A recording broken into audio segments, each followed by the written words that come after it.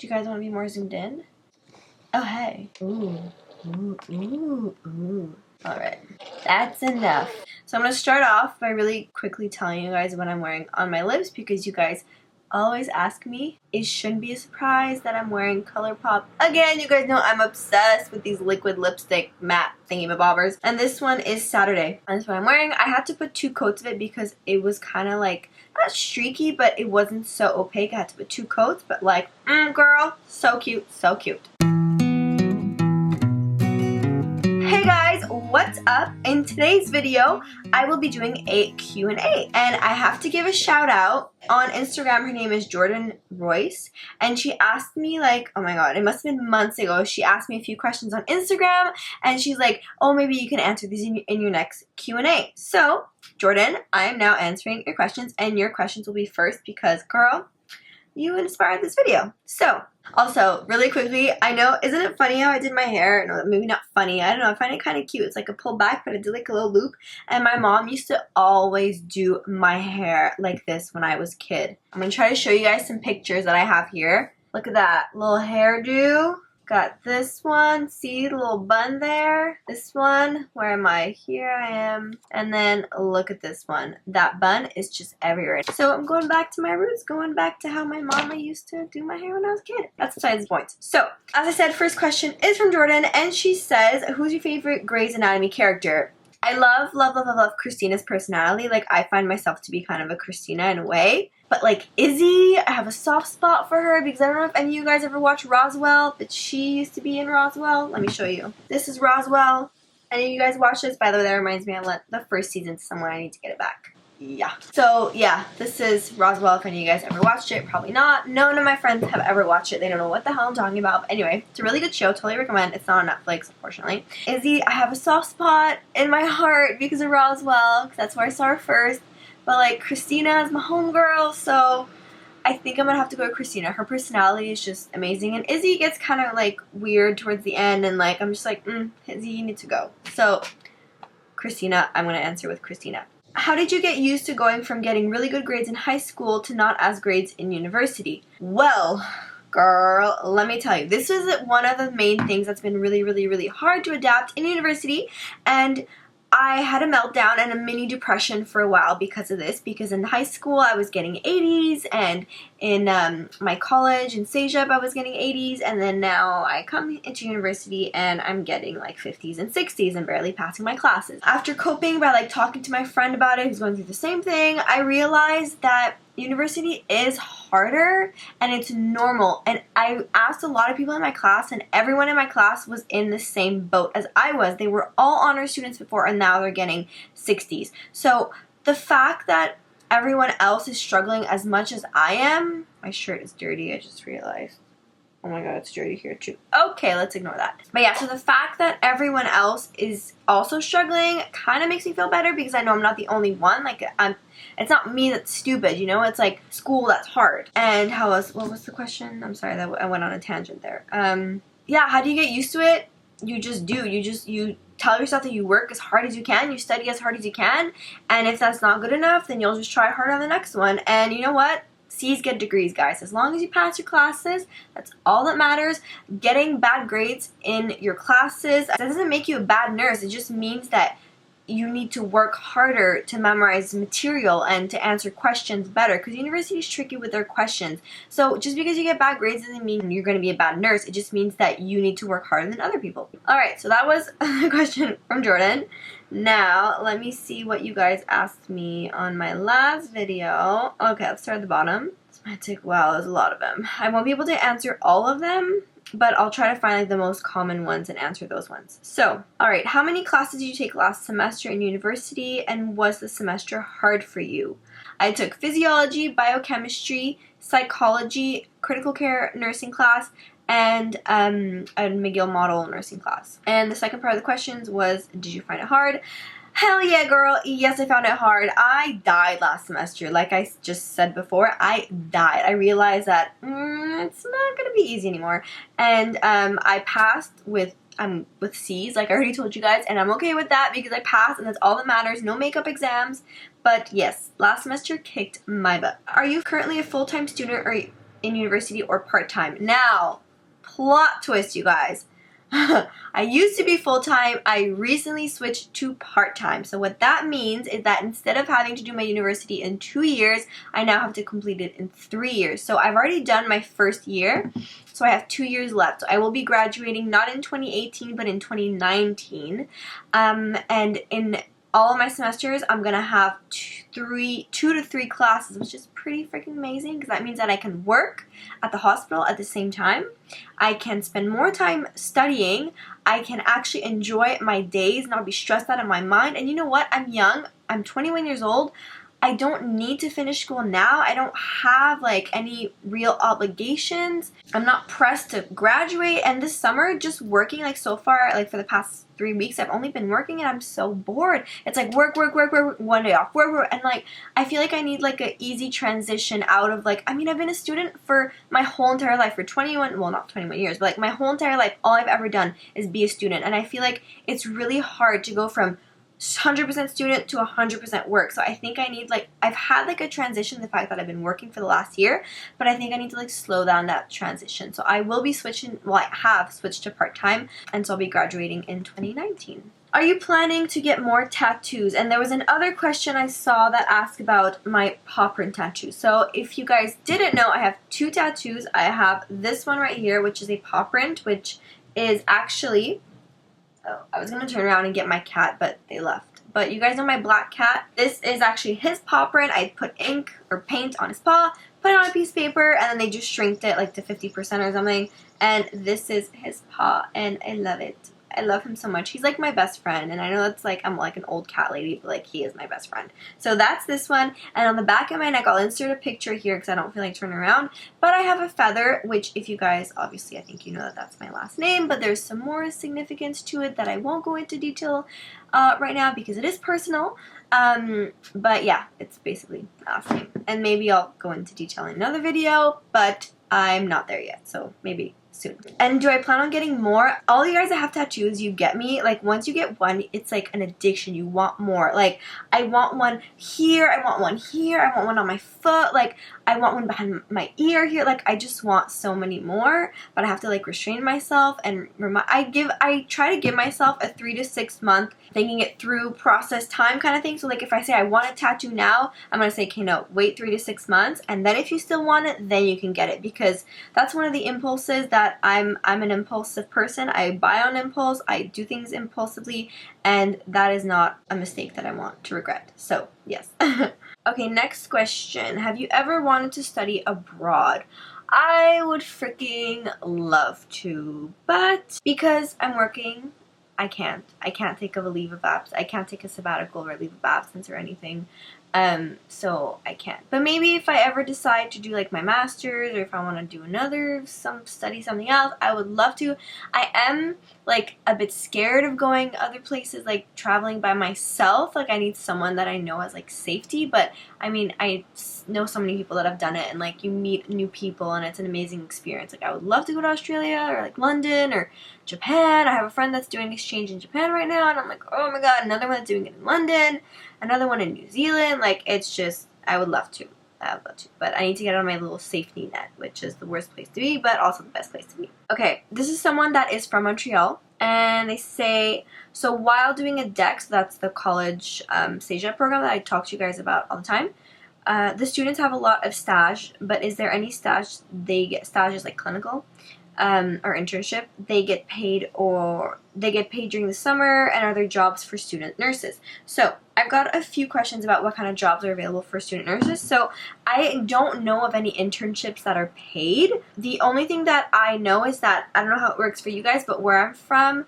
after your first year you can be a PAB, and after your second year you can be an extern, which is basically you're a student but you get paid, but it's not organized by your school, it's organized by the hospital. You have to apply to a hospital as an extern, and you can work that way. That's the only way that I know. I mean, other than that, I guess you can volunteer but that's not paid, and let's be honest, we all need money. So yeah.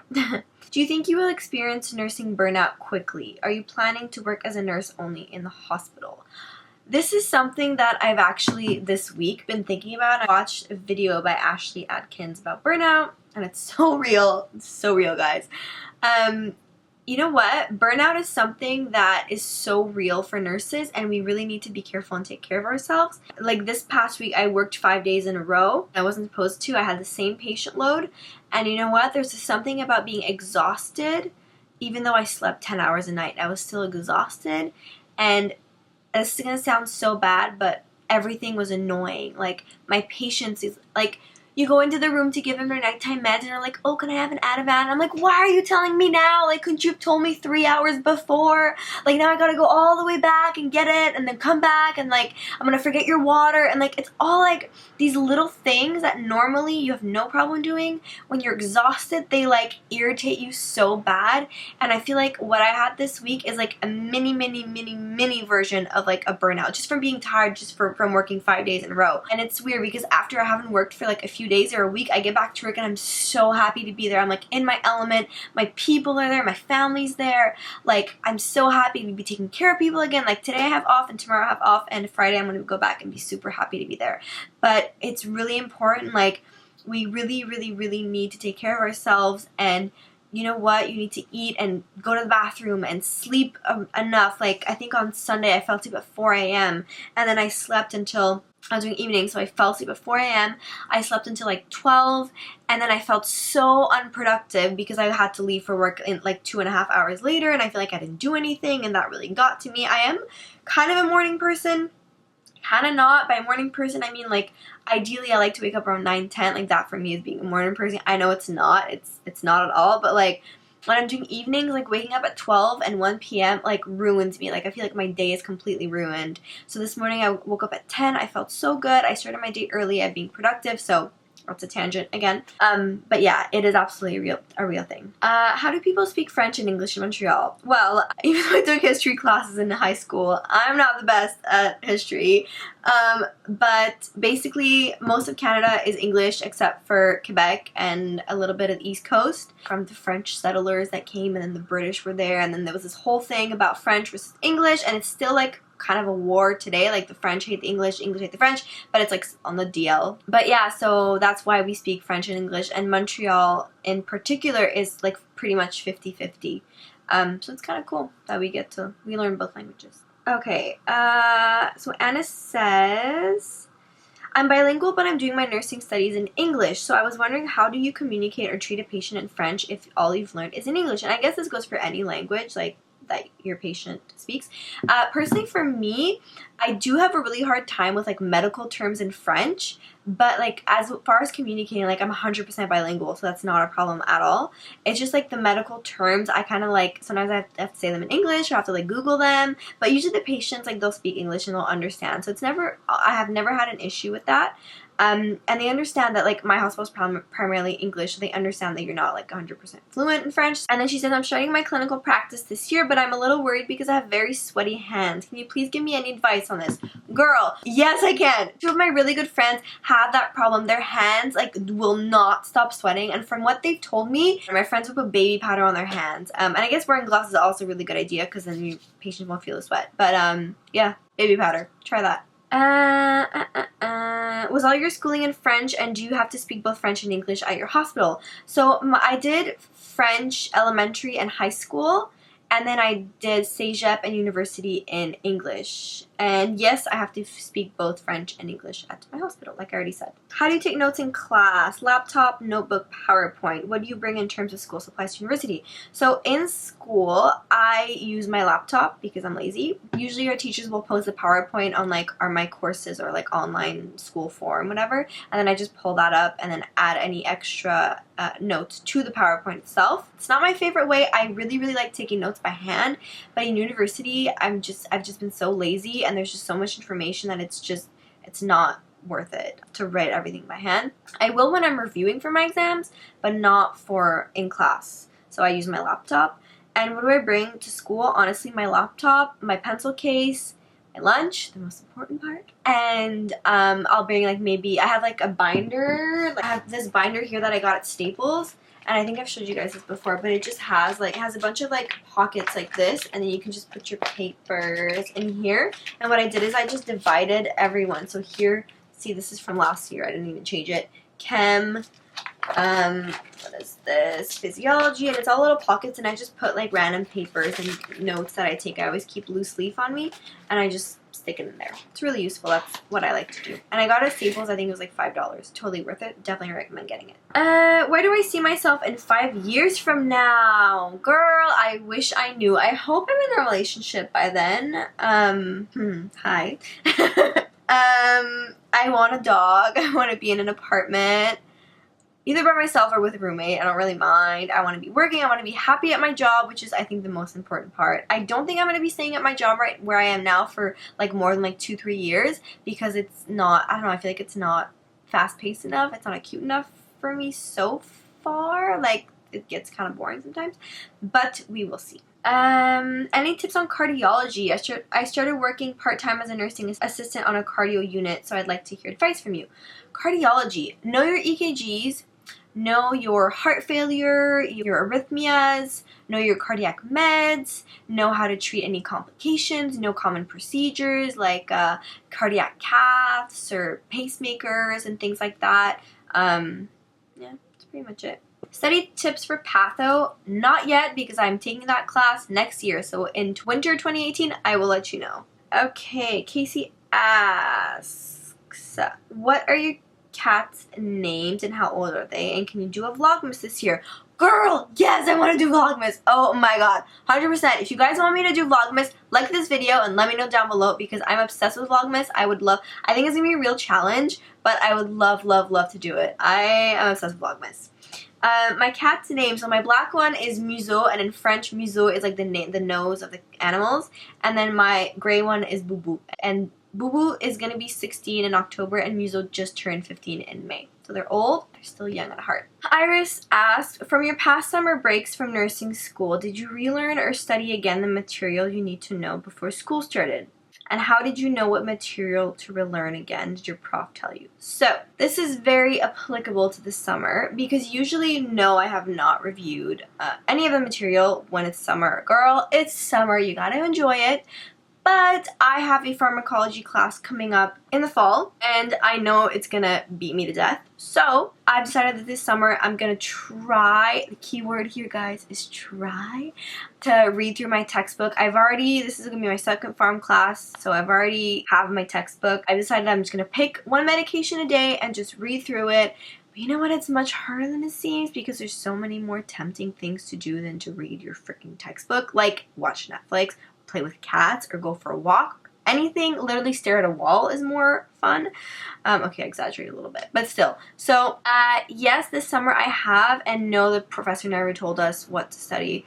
I like going through my med surg book sometimes and just reading for fun. Like, if my patient has a really cool diagnosis, I'll look in my textbook for it. What did you do for work during school? So in CEGEP, so before I got my RN, where I could not work as a nurse like I do now, I babysat. That was my job. I never had a job in a store. I never waitress. I've always loved kids, and I've been babysitting since I was like 12, and I had like my families. I had like 3 families that I was babysitting for throughout all of high school and throughout all of CEGEP. All I ever did was babysit. And I mean enough money to like sustain an okay life. So if you guys like kids, definitely give babysitting. What? No. Whoa. No. Give babysitting a shot. See what I did there? Sitting shot. Yeah. Okay. Did you have internship in your first semester? Yes, I did. We had internship from the get-go. First semester, second semester, every semester we had an internship, which is awesome because you get to know from the way beginning, from the first day on, if you like it or not. If you can't stand changing diapers, because all you can do in your first semester really is do vitals, change diapers, and do bed baths. If you can't stand the smell of poop and you can't stand changing diapers, then nursing is not for you. So that's good. A lot of people, the first semester, the first internship, they're like, whoa, I don't like this. I don't do this. So they knew it wasn't for them. So yes, I did, and I think it's really good that schools do this. Top 5 must-have nursing school supplies. Coffee, any type of caffeine will do.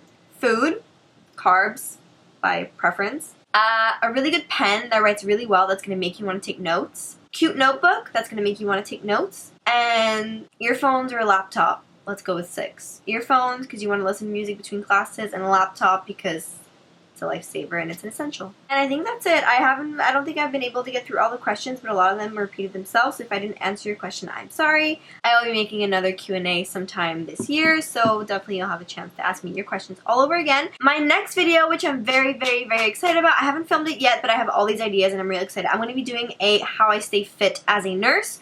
I decided I was debating between in nursing school or as a nurse, but I have more to say as a nurse than in nursing school, because nursing school, even like in college in general, and there's already so many videos about that. So I'm going to do how to stay fit as a nurse. I have a bunch of little tips and tricks written down. I'm going to do some filming at work as well, just like a little bit, like don't get, just like a little bit. And I'm going to try to make it really entertaining and professional looking for you guys. Thank you guys for all of your questions. I hope you have a wonderful day. And I will see you guys in my next video. Bye, guys. My sunrise on the darkest day got me feeling some kind of way. Make me wanna savor every moment slowly, slowly.